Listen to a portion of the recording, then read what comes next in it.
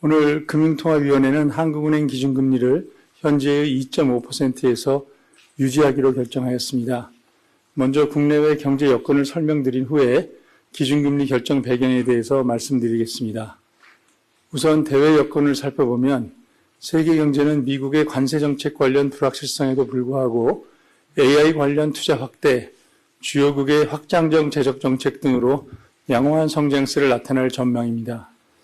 미국은 고용이 예상보다 양호한 가운데 AI 관련 투자와 감세 정책 등에 힘입어 견조한 성장세를 지속할 것으로 예상됩니다.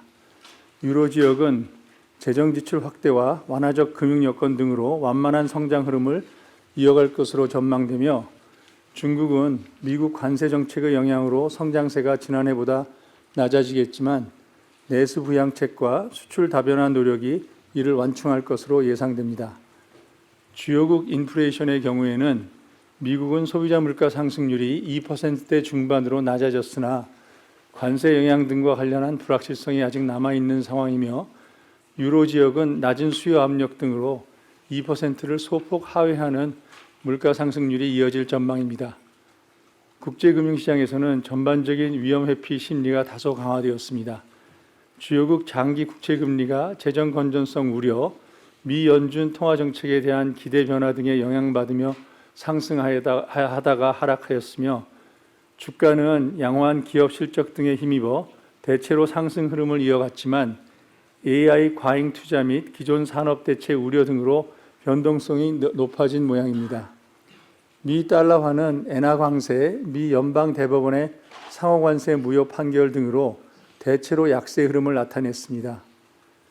다음으로 대내 여건을 살펴보면 국내 경제는 개선세를 지속하였습니다. 내수는 건설 투자가 부진한 모습이었지만 민간 소비가 경제 심리 호조와 임금 등 소득 여건 개선으로 회복세를 이어갔습니다. 수출은 관세 영향에도 불구하고 반도체, 컴퓨터 등 IT를 중심으로 높은 증가세를 지속하였습니다. 국내 물가는 소비자 물가 상승률이 석유 가격 및 농축수산물 가격 오름세 둔화 등으로 1월 중 2.0%로 낮아졌으며, 근원 물가 상승률은 전월과 같은 2%를 나타내었습니다. 단기 기대 인플레이션율은 2.6%를 유지하였습니다. 국내 금융 외환시장에서는 주요 가격 변수의 변동성이 확대되었습니다.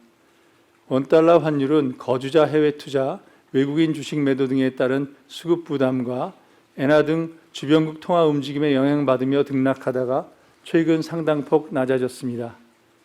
주가는 주요 업종의 실적 호조 전망, 정부의 자본시장 제도 개선 노력 지속 등에 힘입어 큰 폭의 상승 흐름을 이어갔습니다.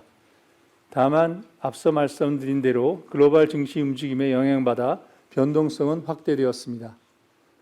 국고채 금리는 금리 인하 기대 약화, 머니무브 등에 따른 수급 부담으로 상당폭 상승하였다가 최근 그 흐름이 일부 되돌려졌습니다.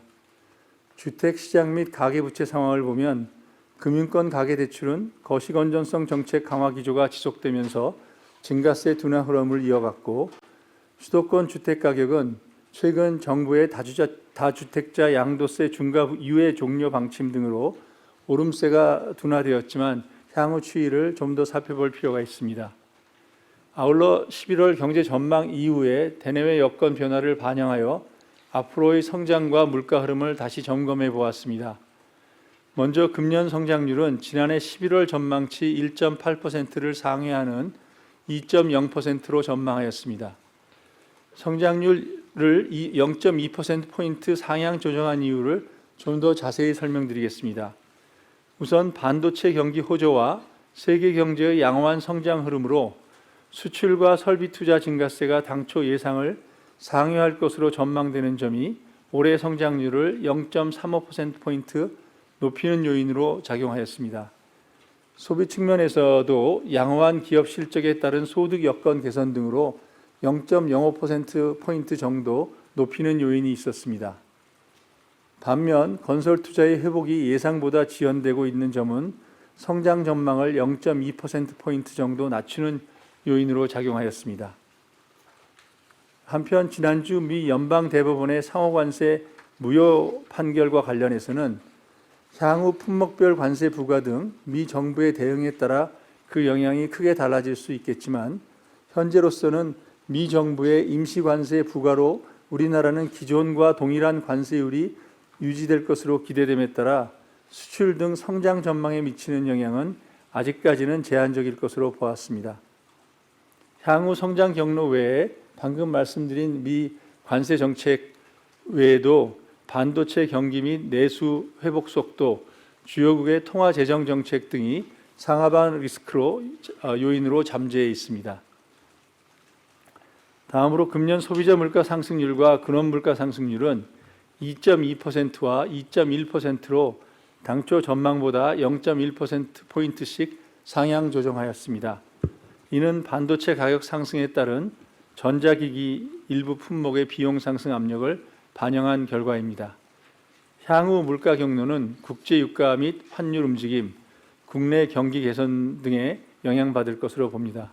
오늘 오후에 조사국장께서 지금 저희 전망 바꾼 거, 또 물가 전망 바꾼 거에 대해서 좀 더 자세한 내용을 브리핑해드릴 예정입니다. 마지막으로 이 같은 대내외 정책 여건을 고려한 기준금리 결정에 대해 말씀드리겠습니다. 오늘 금융통화위원회에서는 물가 상승률이 목표 수준 근처에서 안정적인 흐름을 이어가는 가운데 성장이 예상보다 양호한 개선세를 이어갈 것으로 보이고 금융안전 측면의 리스크도 지속되고 있는 만큼 현재의 기준금리 수준을 유지하면서 대내외 정책 여건을 점검해 나가는 것이 적절하다고 판단하였습니다. 이 결정은 금통위원 전원 일치였습니다. 기준금리 결정 배경을 좀 더 자세히 설명드리겠습니다. 우선 성장은 내수 회복세와 IT 품목 등의 수출 호조에 힘입어 지난 전망치보다 높은 2%의 성장세를 보일 것으로 전망하였습니다. 다만 성장 전망의 상향 조정에도 BIT 부분 성장률은 지난 전망과 동일한 1.4%를 유지한다는 점을 고려할 때 IT 및 BIT 부분 간의 격차는 오히려 11월 전망보다 확대된 것으로 볼 수 있습니다. 이에 따라 경기 개선 흐름의 강도와 확산 정도를 계속 점검해 나가야 하겠습니다. 다음으로 금융안정 측면에서는 금융외환시장의 높은 변동성과 수도권 주택시장 상황에 대해서 계속 유의할 필요가 있다고 판단하였습니다. 먼저 원달러 환율이 최근 상당폭 낮아졌지만 변동성이 높은 상황입니다. 특히 거주자의 해외 증권 투자는 국민연금의 해외 투자는 감소했지만 기타 거주자의 투자는 작년 10월, 11월 높게 올라간 상황과 비슷한 속도로 늘어나는 등 외환시장의 수급 부담은 여전한 상황입니다. 주가는 기업 실적 호조에 힘입어 가파른 상승세를 이어가고 있지만 글로벌 증시 조정 우려 증대 등에 따른 변동성 확대 가능성에 유의할 필요가 있습니다. 국고채 금리는 통화정책에 대한 기대 변화, 머니무브 등으로 최근 상당폭 상승한 만큼 향후 추이와 파급 영향을 주의 깊게 살펴보아야 하겠습니다. 아울러 수도권 주택가격의 경우 정부 대책 등의 영향으로 가격 오름세가 둔화되고 있지만 그간 높은 가격 상승 기대가 지속되어 왔던 만큼 추세적 안정 여부는 좀 더 지켜볼 필요가 있겠습니다. 마지막으로 물가는 금년 전망치가 소폭 상향 조정되었지만 아직 수요 압력이 크지 않아 목표 수준 근처에서 안정적인 흐름을 이어갈 것으로 보았습니다. 금융통화위원회는 이러한 상황을 종합해 볼 때 이번 회의에서는 기준금리를 현 수준에서 유지하고 대내외 정책 여건을 점검해 나가는 것이 적절하다고 판단하였습니다. 앞으로의 통화정책 운영 방향에 대해 말씀드리면 물가 상승률이 목표 수준 근처에서 안정적인 흐름을 이어가는 가운데 성장은 개선세를 지속할 것으로 전망되고 금융안정 측면에서도 수도권 주택가격 및 가계부채 리스크, 환율 변동성 등에 계속 유의할 필요가 있는 점을 고려할 때 향후 통화정책은 성장세 회복을 지원해 나가되 이 과정에서 대내외 정책 여건의 변화와 이에 따른 영향을 면밀히 점검하면서 결정해 나갈 것입니다. 이 과정에서 점검해 나가면서 결정할 것입니다. 이상으로 모두 발언을 마치겠습니다. 경청해 주셔서 감사드립니다. 네, 지금부터 질의응답 시간을 갖겠습니다. 질의하실 때는 소속과 성명을 말씀해 주시기 바랍니다. 장 기자님.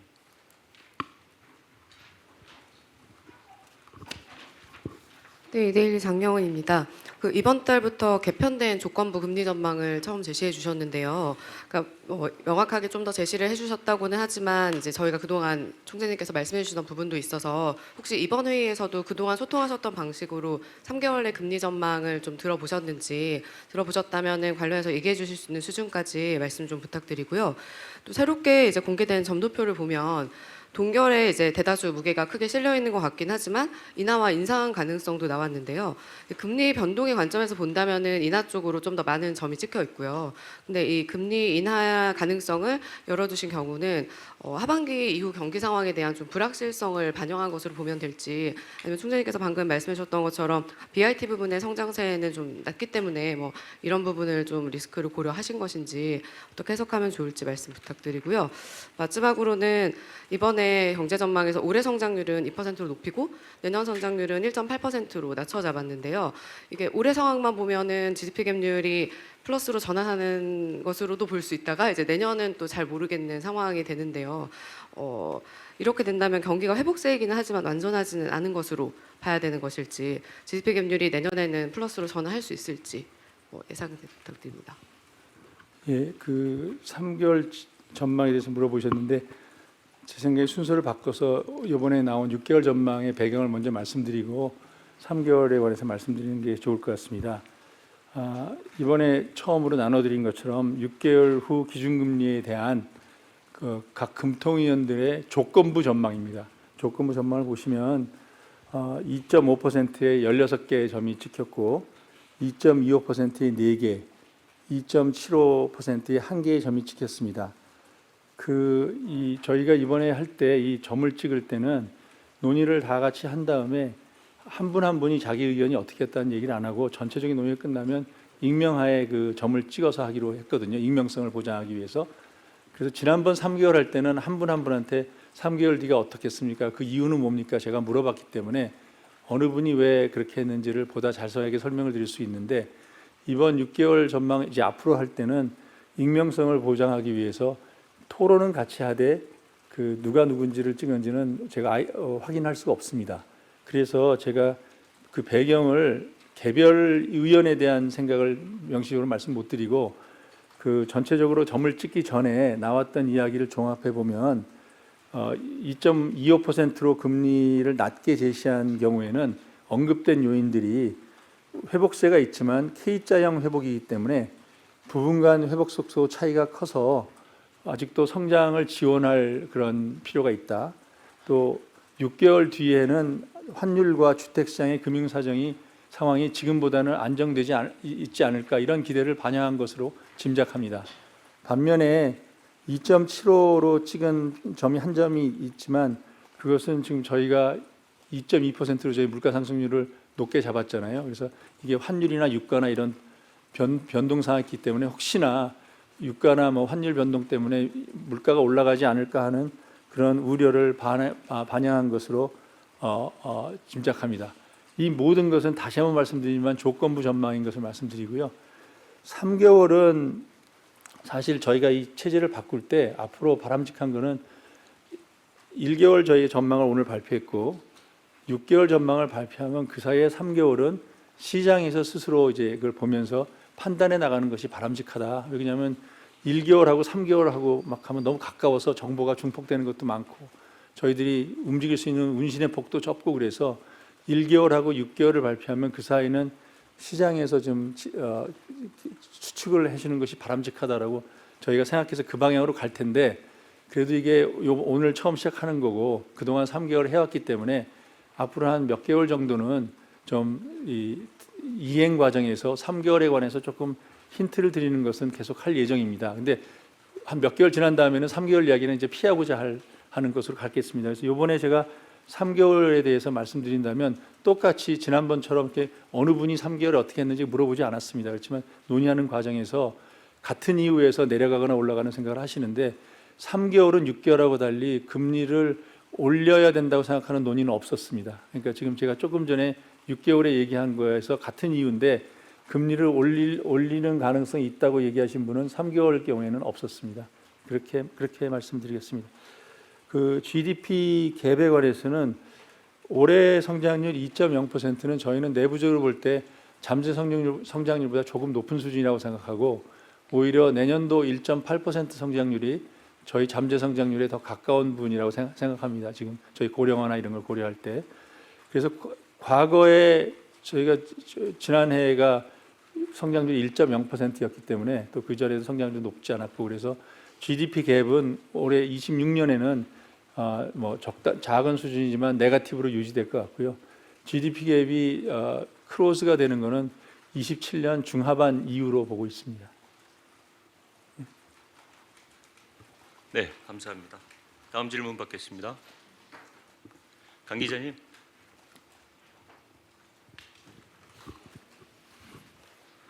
네, 한국경제 강진규입니다.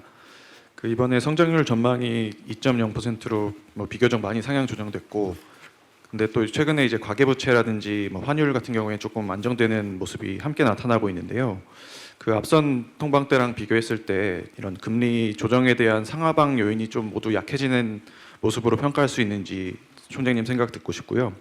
또 최근에 이제 시장 금리를 보면은 기준금리 인상을 반영할 정도로 약간 높은 수준에서 형성되고 있다 이런 분석도 있는데 시장 상황에 대한 평가도 함께 부탁드립니다. 그 두 번째 질문은 그 부동산 시장 관련된 것인데요. 최근에 정부가 다주택자에 대한 세금이나 대출 규제를 강화하고 있습니다. 이런 정책이 단기적으로 집값을 내리는 효과가 있다고 보시는지 궁금하고요. 한국은행 입장에서는 이런 방향의 거시건전성 규제 강화 방안에 동의하시는지도 설명 부탁드립니다. 우선 상하방 조정 요인이 사라진 거 아니냐 하는데 저희들이 판단하기보다는 금통위원들의 의견을 지금 이제 6개월을 드렸잖아요. 1개월뿐만 아니라 그래서 그 점을 보시면 아까 대부분이 지금 2.5에 머물러 있다는 걸 보면 조건부입니다. 조건부지만 오늘 이 시점에 볼 때는 적어도 6개월 사이에는 그 올리거나 내릴 가능성이 배제는 못하지만 적은 것이 아니야 이렇게 해석하는 것은 저는 금통위원들의 의견을 잘 반영하는 걸로 보고 있습니다. 다시 한번 얘기하면 조건부입니다. 조건부입니다. 그다음에 기준금리에 관해 지금 3년 만기 국채 금리가 지금 3.2까지 막 올라갔다 왔다 갔다 해서 최근 한 1개월 동안에 기준금리의 격차가 60bp 이상으로 가서 그 격차는 사실은 동결기라고 저희 금통위원들이 생각하고 있는 거에 비해서는 거의 인상기 근처로 가는 가까운 수준이기 때문에 몇 주 전에 저희 최영훈 시장국장이 인터뷰한 것처럼 저희 내부에서는 그 스프레드가 과도한 것이 아닌가 이렇게 생각하고 있습니다. 그래서 오늘 저희 발표된 6개월 포워드 가이던스를 보시더라도 금통위원이 생각하시는 것보다는 좀 높은 수준이 아닌가. 이렇게 높아진 데에는 이제 단기적으로는 금리를 안 바꾸더라도 하반기까지는 금리 인상 가능성이 있지 않을까라는 생각도 있을 거고 또 최근에 주식시장이 많이 활성화되면서 여러 가지 자금이 주식시장으로 가는 머니무브가 채권시장에서 주식시장으로 가는 머니무브가 작동을 할 수도 있고 또 여러 가지 재정정책 특히 추경에 관한 논의 이런 것들이 국채 발행 물량에 대해서 어떤 영향을 주는지 그런 걱정도 있을 거고 이런 게 모든 게 좀 복합적으로 작용되어 있는 것 같습니다. 그래서 저희 바람은 적어도 금리 정책에 관한 불확실성은 이번에 저희가 발표한 6개월 포워드 가이던스를 보시고 판단하셔서 시장에서 좀 조정이 있으면 좋지 않을까라는 생각을 가지고 있고 바로 이런 이유에서 저희들이 시계를 넓혀서 6개월 포워드 가이던스를 하게 되면 이런 장점도 있다고 생각합니다. 그래서 시장 상황을 봐야 될 것 같고요. 지금 말씀하신 거가 여러 가지 정부가 한국은행이 그걸 고치기 위해서 단순 매입이라든지 이런 정책을 할 필요가 있냐에 관한 것은 일단 저희가 새로 6개월 포워드 가이던스도 했고 또 윅비가 들어왔을 경우에 우리 채권 시장에 대한 수요도 늘어날 수 있고 그러니까 그런 상황을 보면서 제가 과도한 수준이 계속 지속되면 당연히 통화 정책의 전달 경로 확보를 위해서 우리가 그 방법을 배제하지는 않겠지만 일단은 지금 오늘 한 포워드 가이던스 윅비로 인해서 채권 자금이 들어오는 상황 또 이런 여러 가지 머니무브의 앞으로의 움직임 이런 것들을 보면서 필요하면 하되 지금 오늘 이 순간에 필요한지 아닌지에 대해서 말씀드리긴 좀 어려울 것 같습니다. 부동산 부동산에 대해서는 뭐 최근의 데이터를 보면 최근 정부 정책 이후에 서울 주택 가격 오름세가 진정되고 있는 모습을 보이는 것은 사실입니다. 그렇지만 여러 차례 말씀드린 것처럼 이러한 변화가 주택 시장의 장기적 안정화로 이루어지기 위해서는 그 여러 가지 정책, 특히 수요를 컨트롤하는 거시 건전성 정책 등과 함께 공급 정책, 또 이런 세제 이런 거, 또 보다 중요하게는 궁극적으로는 모든 사람이 서울로만 계속 오게 되면 아무리 집을 많이 지어줘도 해결이 안 되기 때문에 수도권 집중 현상을 완화해야 이런 문제가 해결된다고 생각하기 때문에 이게 단순간에 해결하기보다는 정책이 굉장히 일관적으로 오랜 동안 집행이 돼야 되는 거고요. 저는 기본적으로 우리나라에서 계속 저희들이 한국은행 견해가 뭐냐고 물어보셨는데, 한국은행은 부동산 대출을 통한 가계 대출이 너무 늘어나서 그것이 우리 금융 안정을 위험하는 수준까지 왔기 때문에 가계 대출과 부동산 담보 대출을 줄여야 되고, 또 부동산으로 자금이 쏠리는 것은 정말 우리나라의 장기적인 발전을 위해서 바람직하지도 않고, 세제 측면에서도 부동산 가격을 잡으려는 것이 아니라 기본적으로 세제 형평성을 위해서는 부동산에 대한 세제가 다른 때보다 낮아서는 이러한 자금 쏠림이라든지 비생산적인 부분으로 자금관을 해결할 수 없기 때문에 이런 전체적인 노력이 계속 지속돼야 된다라는 것은 이미 오래전에 여러 번 말씀드린 바 있습니다. 네, 감사합니다. 다음 질문, 김 기자님. 네, 아시아경제 김유리입니다. 그 환율 수준이 오늘 1,420원 선으로 작년 말 1,480원 웃돌던 때와 비교해서 그 레벨은 낮췄지만 또 말씀 주신 대로 변동성은 여전히 높은 상황입니다. 그 당시에 레벨에 대해서 이례적으로 언급하시기도 하셨는데요. 지금 현 수준이면 고환율 부담을 일정 부분 덜었다고 봐도 되는지, 아니면 이런 여전한 변동성에 주목해야 할지 현재 그 환율 상황에 대한 진단 좀 부탁드리고요. 그리고 최근 주식시장에서 그 외국인 순매도 행렬에도 환율이 오히려 레벨을 낮췄는데 이 요인을 무엇으로 보시는지, 어디에 중점을 둔 움직임으로 보시는지 궁금하고요. 또 이제 올 들어서 그 외국인 채권 자금이 유입된 것에 대비해서 주식 매도세가 워낙 큰데 이런 추세가 이어지면서 환율에 좀 불안 요인으로 작용할 가능성은 어떻게 보시는지에 대해서도 말씀 부탁드립니다. 1,480원 환율을 막 왔다 갔다 할 때는 1,480뿐만 아니라 제가 얘기했듯이 우리 뭐 또 이렇게 얘기하면 또 누구 탓한다고 할까 봐 참 걱정인데, 유튜브라든지 이런 데서 뭐 1,500을 넘어가고 한국 화폐가 휴지가 된다 막 이런 얘기가 막 나갈 때는 마음이 되게 안 좋았습니다. 왜냐하면 그런 기대가 한쪽으로 쏠려 있어서, 또 그때 뭐 저뿐만 아니라 여러 금융기관도 그렇고 미국의 트레저리도 포함해서 그 레벨은 한국의 펀더먼털과 다르다는 얘기를 할 정도로 많이 벗어나 있어서 예외적으로 그 수준은 좀 너무 과도한 것 같다는 말씀을 드렸는데요. 지금 질문이 이제 오늘 30원대 밑으로 내려가고 그러면 이 수준은 그러면 어떠냐라고 할 때, 뭐 일반적으로 제가 환율 수준에 대해서는 아주 크게 벗어나지 않았으면 제가 어느 수준이 있다 이렇게 말씀드리는 건 부적절하다고 생각하고요. 다만 저는 지난 11월 이후 1월 달 지나면서 환율이 이렇게 막 널뛰면서 1,480 갔다 내려갔다 올라갔다 하는 이런 과정을 보면, 우선 당연히 그때 여러 요인으로 있어서 우리나라 펀더먼털이 약하기 때문이다. 한국 주식시장이 매력이 없어서 다 나가는 그런 것이 있다. 경제 성장률도 미국에 비해서 낮고 이자율 격차도 크다. 이런 펀더먼털 요인이 작용하고 있는데 왜 그 내국인 해외 투자, 특히 개인 투자 해외 나가는 걸 수급 요인을 환율이 그렇게 올라간 거에 탓으로 막 비난하냐, 막 이런 비난을 제가 한참 많이 받았습니다. 근데 저는 정말 어떤 면에서는 어떤 특정 계층을 비난하고자 한 얘기는 아니고요. 근데 작년 통계를 보면, 지나고 나서 지금 보면 작년에 저희 내국인의 해외 투자가 그 이전에 비해서 한 3배 정도 크게 늘어났고, 특히 그 늘어난 부분이 10월, 11월에 늘어났고, 특히 개인 투자자들의 해외 투자가 큰 속도로 늘어났습니다.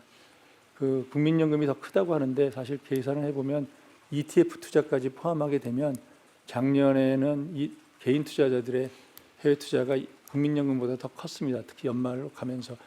탓하는 거 아닙니다. 그 이 백그라운드 이유는 얼마든지 있지만, 그렇게 많은 개인 이 해외 내국인의 투자가 늘어나면서 수급 요인과 환율이 더 1,500대로 막 올라갈 거라는 기대가 우리의 환율을 막 이끌어간 면이 있었기 때문에 그때 뭐 펀더먼털 얘기보다는 수급 요인이 외환시장에 압력을 줬다고 얘기를 한 거고요. 지금 이제 내려가는 국면을 보면 저는 어떻게 해석하냐면 이 기대가 막 할 때 저는 국민연금이 몇 주 전에 올해 해외 투자를 200억 불 이상 낮추겠다. 그리고 환해지도 하고 플렉스블하게 이 해외 투자를 하겠다는 발표를 한 거가 큰 기여를 했다고 생각합니다. 그걸 통해서 이게 계속 수급 요인이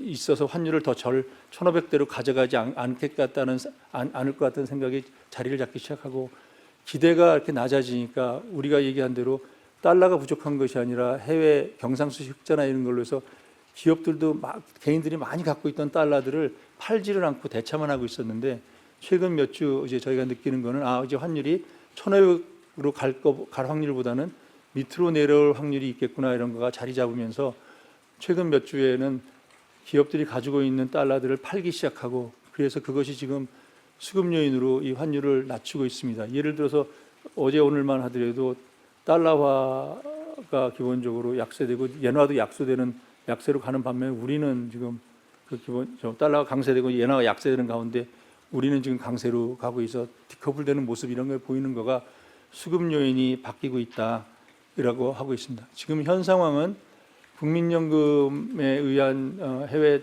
투자 유출은 상당히 줄었는데 개인들의 ETF를 다 포함해서 개인들의 투자는 1, 2월 달 수준이 작년 10월, 11월 굉장히 컸던 수준과 거의 같은 비율로 2월 중순까지는 나갔습니다.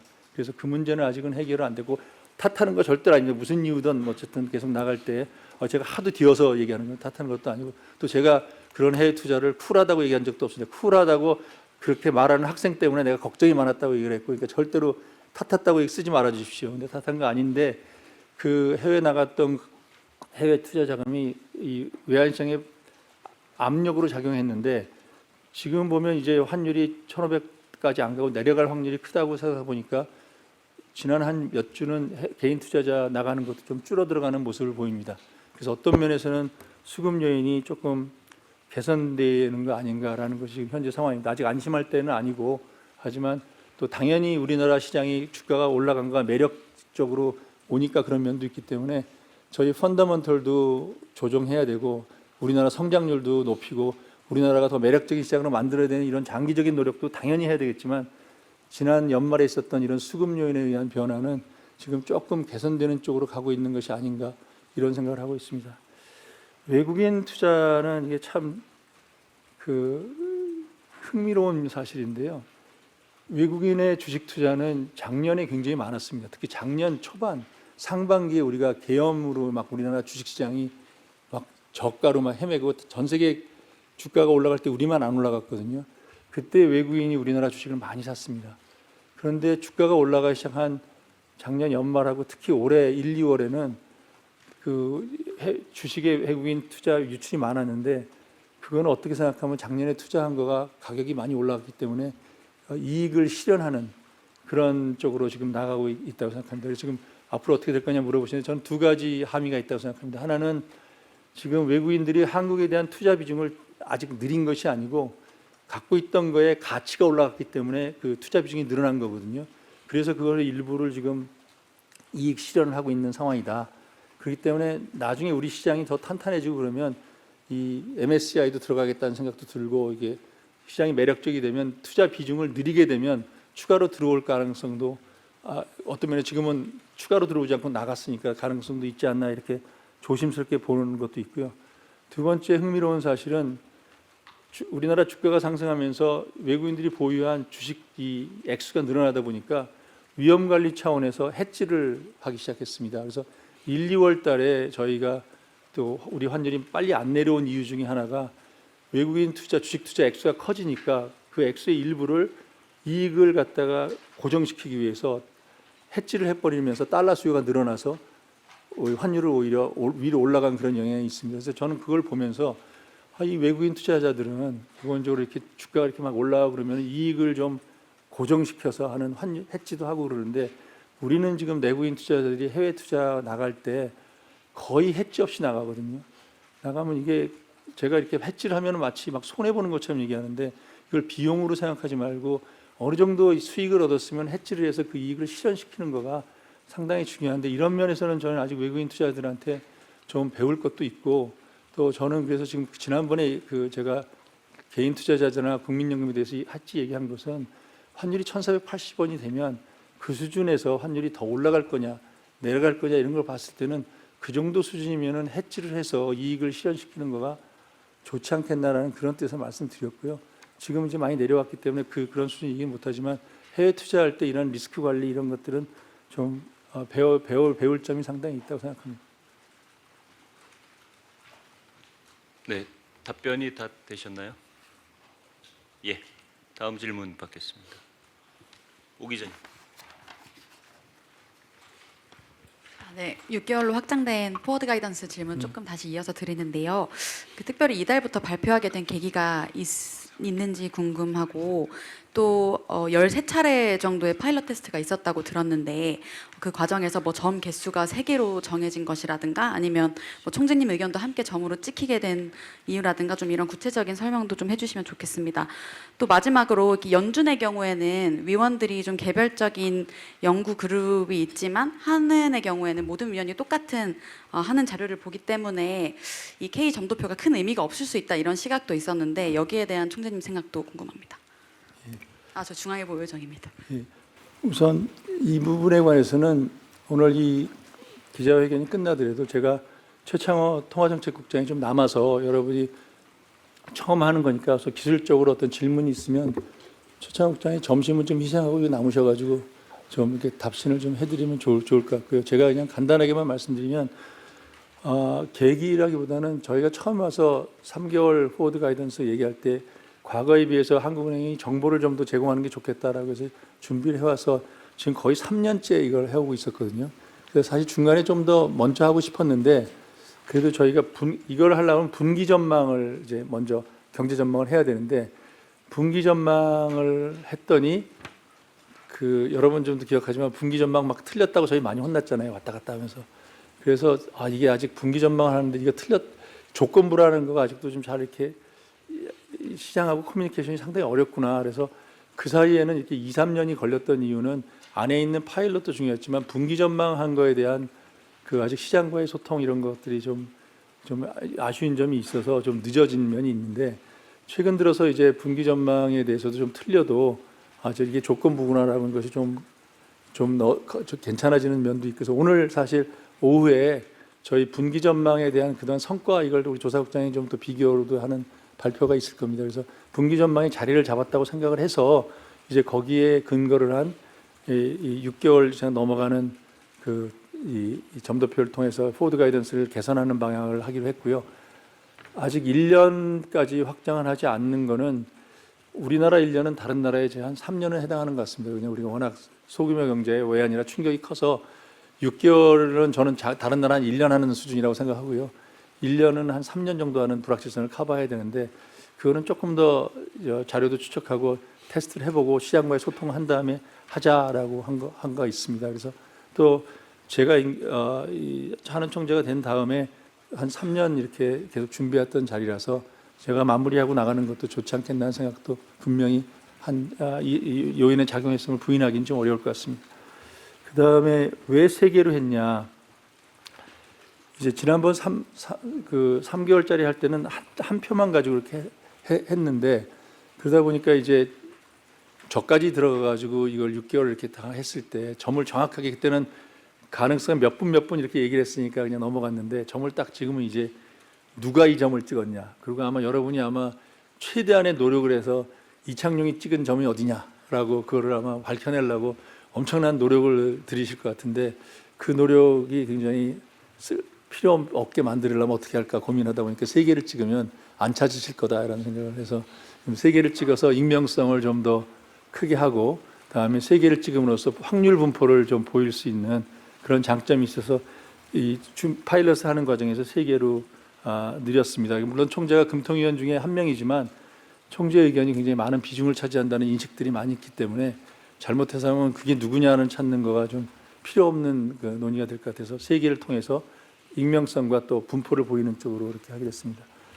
그리고 마지막은 연준은 다 그 지역 연준을 가지고 있기 때문에 자기 스텝도 갖고 있고 그래서 서로 다른 분포 이렇게 경쟁하는 건 맞는데 반면에 미국의 나라 사이즈와 우리 사이즈는 굉장히 작기 때문에 우리는 연준 하나의 그 정도의 동일한 집단에서 하기 때문에 지금 저희들이 하는 거는 이 한국은행 집행부가 예상하는 경제 전망을 두고 종합적으로 금통위원들이 판단을 해서 거기서 얼마나 동의하는 면도 있고 동의하지 않은 면이 있는 걸 반영을 해서 이 점을 찍은 거기 때문에 이 점은 여기 나온 점은 어떻게 생각하면 하는 집행부의 의견에 서로 각 금통위원들이 서로 다른 견해를 표현할 수 있는 그런 기회로 이렇게 보고 있다 이렇게 생각하시면 될 것 같습니다.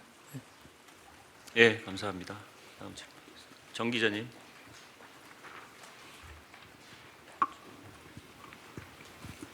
네, 연합인포맥스의 정선미 기자입니다.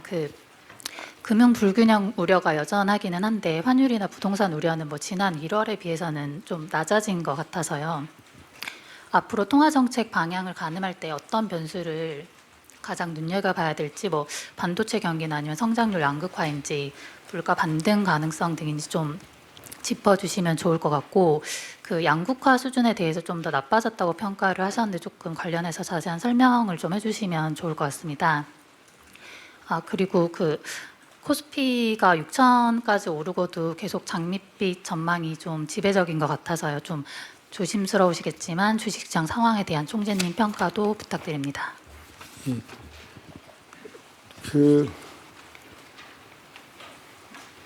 지금 조금 전에 말씀하셨을 때 부동산에 대한 우려가 줄고 환율에 대한 우려가 줄었냐. 이번 달까지만 해도 저는 지금 오늘 오기 전에 환율이 갑자기 어제부터 확 내려가서 당연히 저는 좋다고 생각을 하지만 아직은 이렇게 안심할 단계는 아니라고 생각합니다. 여러 지금 제가 국내의 수급 요인은 저희가 굉장히 많이 노력을 해서 조정을 하려고 하고 있지만 환율이라는 것은 국내 요인뿐만 아니라 최근에 보다시피 미국 내 AI 주식에 관한 영향, 그 다음에 지금 대법원 판결에 따른 영향, 그 다음에 일본의 재정 정책에 대한 우려, 이거에 따라 지금 굉장히 변동하기 때문에 해외 요인은 사실은 굉장히 크죠. 오히려 작년 11월, 12월에는 국내 요인에 의해서 이 환율이 드라이브 됐다 그러면 올해 1월, 2월은 국내 요인뿐만 아니라 해외 요인에 의해서 상당히 이 환율이 움직였습니다. 그래서 지금 환율이 안정됐다고 보느냐는 아직 저는 안심하기는 좀 이른 상황이다. 그리고 특히 부동산은 저희가 지금 정부가 굉장히 많은 노력을 하는데 한국은행 입장에서는 저희가 부동산 가격에 불을 붙이기 위해서 유동성을 더 공급한 거나 그런 거는 저희들이 안 하겠다는 거지 부동산 시장이 금방 안정될 것이냐 이런 것들은 좀 더 지켜봐야 되기 때문에 금융안정 고려가 많이 사라진 건 아니냐는 건 아닌 것 같습니다. 저희가 앞으로 최소한 몇 개월은 아마 금통위원들 입장에서는 이제 곧 발언도 보시겠지만 저희 물가뿐만 아니라 이 금융안정에 대한 고려는 상당 기간 지속될 거다라는 말씀드리고요. 다행스럽게 물가는 이 시점에서는 그나마 괜찮아 보이는데 또 이것도 유가 따라 어떻게 움직일지 모르고 환율의 영향도 받기 때문에 앞으로 통화 정책을 할 때 가장 중요한 게 뭐냐 그러면 당연히 물가고요. 물가는 기본적으로 먼저 보고 그 다음에 금융안정 보고 그다음에 성장 이렇게 보면서 저희가 조절해 나갈 거다 이런 말씀드려서 지금 큰 변화가 없는 상황이다 이렇게 말씀드리겠습니다. 그리고 양극화 문제는 계속 말씀드린다면 한국은행은 양극화를 우려하고 거기에 대해서 중장기적으로 어떻게 해결할지에 대한 구조조정 시리즈를 통해서 저희가 정책 제안도 하고 이렇게 하지만 금리 정책을 가지고 양극화 문제를 해결하기는 굉장히 어렵습니다. 그런데 안타깝게도 지금 우리나라 양극화는 커질 가능성이 많아졌습니다. 이 세 가지가 크게 작동하는데요. 우선 보시다시피 IT 중심의 경제 성장을 하고 있고 BIT는 지금 거의 성장이 아까 얘기했는데 1.4 잠재 성장이 훨씬 낮은 수준이기 때문에 IT와 BYT 이 간극이 산업별로 굉장히 커질 겁니다. 두 번째는 주가가 굉장히 많이 올라갔는데 사실 우리 주식의 상당 부분이 상위 소득자들이 소유하고 있고 기관들이 가지고 있기 때문에 주가 상승의 혜택을 받은 전 국민으로 고루 펼친, 물론 조금씩은 다 도움을 받겠지만 그 혜택의 정도가 소득별로 차이가 있기 때문에 그것이 또 양극화에 기여할 것입니다. 세 번째는 AI 테크놀로지의 발전이 지금 저도 깜짝깜짝 놀라는 거가 지금 1년 사이에 저희가 생각하는 속도보다 워낙 빠르게 IT 기술이 발전하고 있습니다. 제가 특정 업체 얘기는 안 했지만 최근 논을 보시면 저는 젊은 사람들이 컴퓨터 안에서 그 AI를 통해서 막 하는 걸 AI 에이전트 쓰고 막 이러는 걸 보면 야, 이거 내가 살 날이 얼마 안 남은 게 참 다행이구나. 앞으로 젊은 사람들 살기 참 어렵겠다 이런 생각도 많이 합니다. 그래서 이런 기술 발전 이런 것들이 도입돼서 이 양극화 문제가 상당한 정도 사회 문제가 될 것 같습니다. 그래서 통화 정책도 고려는 하지만 기본적인 재정 정책이나 구조조정 문정책이나 이런 걸 통해서 양극화에는 대비를 해야 되는 그런 상황인 것 같습니다. 뭐 하나 더 물어보시지 않았나요? 뭐 진짜 뭐. 주가. 주가요? 좀 피하려고 그러고 있는데 그걸 자꾸. 네, 주가 이거 얘기하기 굉장히 어렵습니다. 이게 주가하고 환율 예측하는 건 신의 영역이기 때문에 누군가 저한테 얘기해줘서 참 말씀드리기 어려운데 최근 주가 올라간 거는 정부의 자본시장 제도 개선 노력에 대해서 더해서 지금 반도체는 물론이거니와 방산, 원전, 증권 등 다양한 업적의 실적 개선이 좀 뒷받침돼서 상승하고 있어서 국내 증시가 저평가 상황에서 벗어나서 한 단계 레벨업 됐다는 면에서는 상당히 긍정적으로 평가됩니다. 다만 이제 이 주가 상승 속도가 우리뿐만 아니라 전 세계에서 유례 없이 빠르게 올라간 상황이기 때문에 대내외 충격 발생할 때 변동성도 크게 확대될 수 있고 또 그 과정에서 레버리지가 굉장히 늘어나게 되면 변동성에 대해 취약한 면이 작용하고 있어서 금융안정 책무를 담당하고 있는 중앙은행으로서는 이제 이를 유심히 이렇게 보겠다 그런 말씀드리겠습니다. 네, 감사합니다. 다음 질문 받겠습니다. 윤 기자님.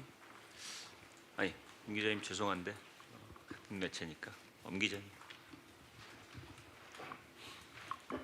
네, 안녕하세요. 저 블룸버그 통신 엄지영 기자입니다. 저 한국경제 그 반도체 집중 자체가 커지고 있는데 저 반도체 수출 증가가 가격이나 물량으로 볼 때 좀 실질 성장 그 률에 미치는 영향이 어느 정도인지 그리고 또 향후 가격과 물량 변동에 따라서 또 이런 실질 성장 증가율이 어떤 경로를 가질 것인지 좀 말씀해 주시면 감사하겠고요. 그리고 또 지난해 좀 낮은 기저로 인해서 올해 성장률이 좀 높아 보이는데 실제로 경기 모멘텀이 좀 얼마나 강한지 또 2027년에 성장률을 비교적 높지 않게 잡으신 것으로 보이시는데 좀 26년이 가지고 있는 기저하고 반도체 특이점으로 보시는지 그 관련해서 여쭙고 싶습니다. 감사합니다. 제가 정확하게 숫자를 잘 외우질 못해서 아마 오후에 우리 이재호 국장이 그 부분 자세히 설명할 수 있을 것 같아요.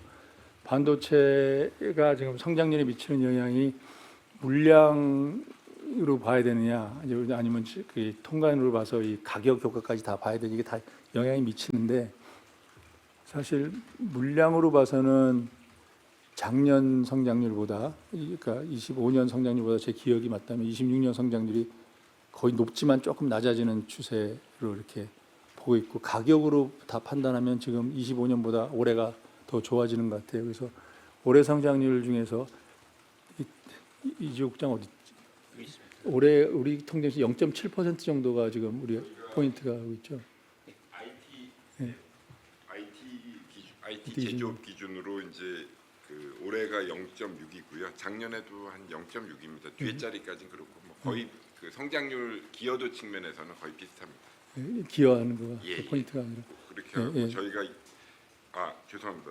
그 0.6 올해 0.7입니다. 그렇죠. 0.7이죠. 그리고 이제 내년에는 그게 조금 저희 전망상에서는 0.5로 한 0.2% 포인트 기여도가 낮아집니다. 그래서 지금 작년 올해가 굉장히 높이 가고 워낙 높은 수준이 있다 보니까 성장률을 봐서는 내년도에는 조금 줄어들지 않겠나 성장률로 봐서는 그래서 그게 저희가 내년도 성장률 1.8%로 낮춘 요인 중에 하나고 하나입니다. 그래서 지금 반도체 경기는 지금 그렇게 보고 있습니다. 예. 네, 감사합니다. 윤 기자님 먼저 하시고 그다음에 이 기자님 드릴게요.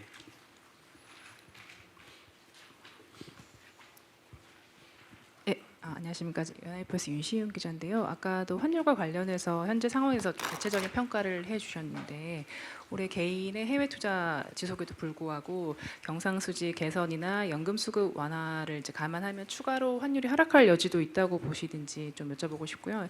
일부 IB 분석에 따르면 이제 올해 국민연금 뉴 프레임워크와 관련해서 이제 신규로 대규모 달러 매수 수요가 줄어들고 해외 자산에서 발생하는 배당, 이자, 본원 소득 수지가 유입되면서 상당 부분 충당할 수 있다는 분석도 나오고 있는데요. 이런 수급 구조 변화가 올해 외환시장에 의미 있는 영향을 줄 수 있다고 보시는지 궁금합니다. 마지막으로 좀 오는 7월부터 24시간 외환시장 개방을 앞두고 있는데 그 시중은행들이 이제 3교대 체제 전환이나 알고리즘 거래 이렇게 확대를 하면서 인프라를 구축을 하고 있는데 한국은행 차원에서는 결제 시스템이나 시장 모니터링, 야간 대응 체계 어떻게 준비가 되고 있으신지 여쭤보고 싶습니다. 우선 계속 하는 질문이 이제 환율이 1,430원 밑으로 내려가니까 계속 하락 여지가 있냐 자꾸 그 레벨에 대해서 지금 여쭤보고 있는 거거든요. 근데 저는 아까 말씀드리는 건 국내 작년 10월, 11월, 12월 우리나라 환율을 1,480원대로 막 올려붙이고 1,500 이상으로 갈 거라고 달러화와 관계없이 막 시장을 드라이브했던 국내 내국인의 해외 투자 수급 요인은 지금 많이 개선됐다 이런 말씀 드리겠습니다. 국민연금이 특히 큰 역할을 해줬고 그거에 따라서 이 기대가 변화함에 따라서 수출업체들이 환전하는 거라든지 이런 것이 많이 발전돼서 내부 요인은 작년 10월, 11월, 11월에 있었던 요인이 많이 완화됐다. 다만 개인들의 해외 투자는 아직은 완벽하게 돌아오지는 않았다라는 게 팩트로 탓을 하는 것이 아니라 팩트로 말씀드린 거고요. 그러면 그것 자체가 환율을 계속해서 내려갈 거냐는 거는 해외 요인이 있기 때문에 말씀드리기 어렵습니다. 왜냐하면은 달러가 전 세계적으로 같이 강세가 된다든지 우리가 엔화가 약세될 때 같이 동조를 한다든지 이런 현상은 분명히 있을 수 있기 때문에 제가 레벨 자체가 국내 요인은 많이 상쇄됐지만 해외 요인이 어떻게 될지는 판단하기 어려워서 그렇고 그렇게 해외 요인이 변했을 때는 정책 담당자 입장에서는 마음이 크게 불편하지는 않습니다. 왜냐하면 우리가 달러라든지 다른 해외 달러 움직임에 따라서 같이 연동되게 해서 움직이는 것은 큰 문제가 없었는데 작년 말에는 저희들이 왜 이렇게 긴장했냐면 달러와의 움직임과 관계없이 우리만 막 절하되는 그거에 있었는데 그 부분이 해결됐다는 말씀이라서 레벨이 앞으로 어떻게 될지는 해외 요인도 좀 더 살펴봐야 되겠다라고 하고요. 그다음에 국민연금이 많이 도움을 줬지만 자꾸 이제 오해가 있는 게 국민연금 해외 투자를 줄이려고 한다. 그리고 한국은행이 나서서 국민연금의 운영에 개입을 해서 노후 자금에 대한 수익성을 낮추려고 하는데 이건 정말 오해인 거가 저희들이 얘기하는 거는 국민연금이 자산 운용을 하실 때 국민연금이 이미 해외 외환시장에 차지하는 비중이 커졌기 때문에 그것의 임팩트를 같이 고려해서 수익성도 생각하고 위험도 생각하는 거가 이 국민경제 전체에 봐서는 최적인 거다. 본인들의 수익률만 생각하면 환율이 막 절하되는 거가 유리할 수도 있겠지만 그래서 사실 국민연금의 운영을 하실 때 해외 우리가 보통 외부성이라고 그러죠. 국민 전체 주는 영향을 고려했으면 좋겠다 그 말씀드린 거고 또 아까 말씀드리다시피 하나도 한해지를 안 하는 거는 환해지가 비용이라고 생각해서 안 하는 것은 반드시 바람직한 건 아니다. 환율이 1,480쯤 갔을 때는 낮추는 확률이 많다고 하면은 그동안 수익을 장부가로 있는 수익을 고정시키는 거가 좋지 않겠냐. 그리고 국민연금의 이런 투자 방식 이런 거가 너무 고정돼 있으면 그것 자체가 너무 폐가 깔려 있어서 이 기대를 드라이브하는 면이 제가 고쳐달라 이런 얘기를 했는데 이게 다 반영이 되셔서요. 지금 국민연금과 잘 얘기가 돼서 지금 뉴 프레임워크가 진행되기 때문에 조만간 결과가 나오는 거를 그래서 한국은행은 저희들이 생각하는 문제점을 다 충분히 전달했고 지금 정부 내에서 뉴 프레임워크 개선이 얘기가 되고 있으니까 조만간 그런 방향으로 조정이 되면 더 개선이 있지 않을까 이렇게 생각됩니다. 다시 한번 말씀드립니다만 저희가 국민연금의 해외 투자를 무조건 줄여야 된다든지 아니면 환해지를 무조건 어느 수준 환율 수준과 관계없이 해야 된다든지 이런 거 아닙니다. 거시경제 영향을 보고 환율 수준이나 이런 걸 보면서 플렉시블하게 할 수 있는 그런 체제를 만드는 것이 바람직하다고 말씀드린 겁니다. 그리고 그 프레임워크이고 또 다른 질문. 외환시장 개방과는 죄송합니다. 제가 그래서 외환시장 개방은 우선 몇 가지가 있습니다. 저희가 그래서 지금까지 외환시장 거래 이제 윅비라든지 앞으로 우리 자본시장 활성화를 위해서 지금 외환시장 거래 시간을 비즈니스 3시 반에서 2시까지 지금 확장해서 하고 있는데 이거를 올해 7월 1일 정도, 7월경에 24시간 연장을 하려고 합니다. 그래서 외환시장이 완전히 24시간 열리게. 그래서 지금은 런던 시장에서 지금 새벽 2시까지 보고 있는데 한국은행 해외 본부에서 이제 런던 시장이 끝나면 뉴욕 본부에서 그걸 받아가지고 24시간 거래하는 시스템을 만들려고 지금 준비 중에서 7월 정도면 이제 이거 시행될 거고요.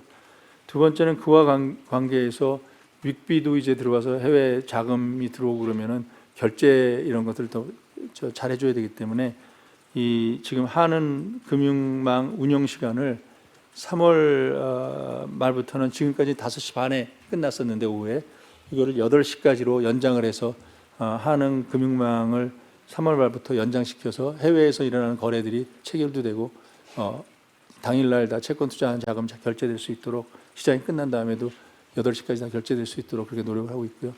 그다음에 해외 투자자들이 이제 윅비나 이런 걸 원해서 들어올 때 채권뿐만 아니라 그 관련된 위험 관리를 위해서는 데리버티브가 굉장히 필요한데 이때까지는 대개 우리 원화 관련된 채권 관련된 파생금융 상품의 기준금리가 CD가 되다 보니까 이게 불투명하고 연말마다 튀고 이런 문제가 있어서 불편을 하소연해서 저희들이 계속 그 코파 준비를 해오지 않습니까? 기준금리를.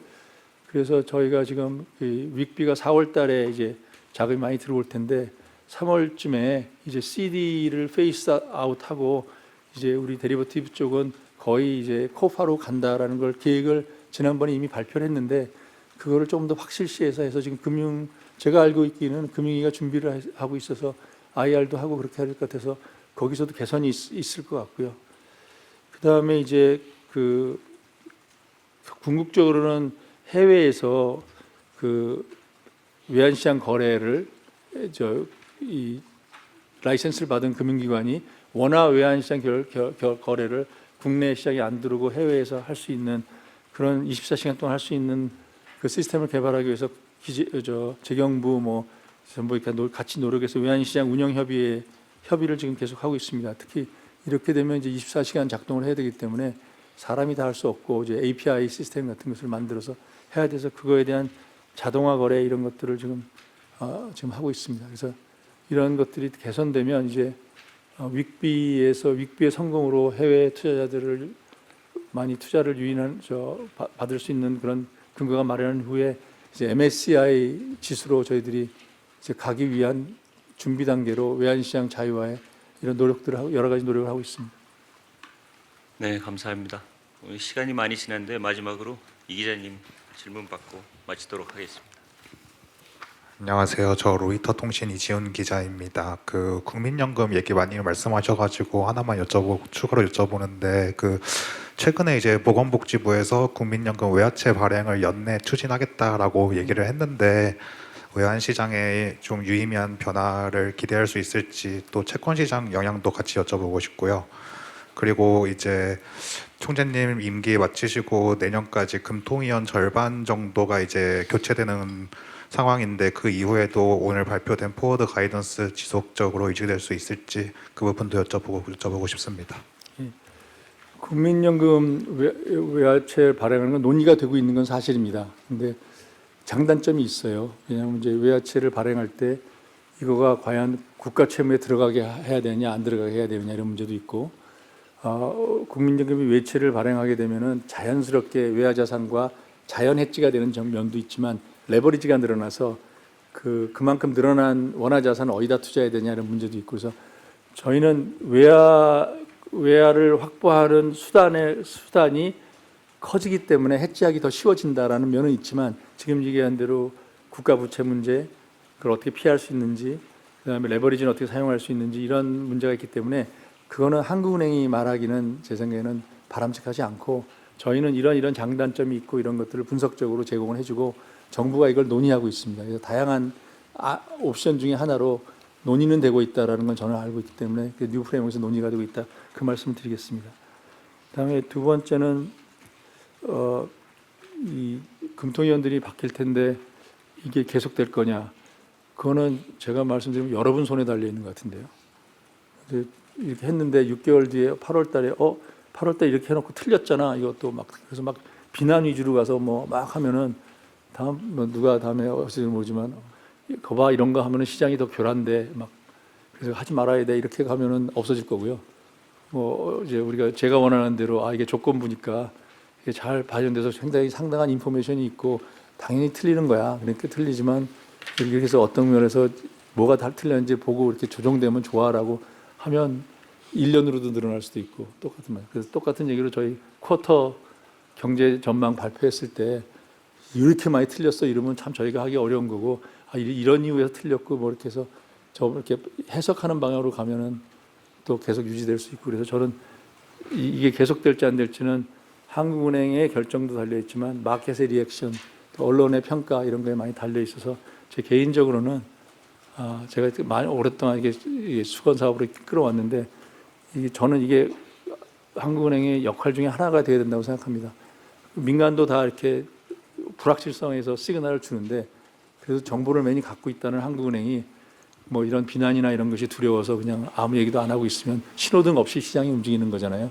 그래서 신호등 역할을 하는 거가 불안한 상황에서도 신호등 역할을 하는 거가 한국은행의 역할이라고 생각해서 저는 이때까지 이걸 이렇게 끌고 왔는데 이제 앞으로도 여러분한테 좋은 평가를 받아서 뭐 그 금통위원이 누가 되느냐 이런 거에 관계없이 이런 제도가 갔으면 좋겠다는 게 제 개인적인 바람입니다.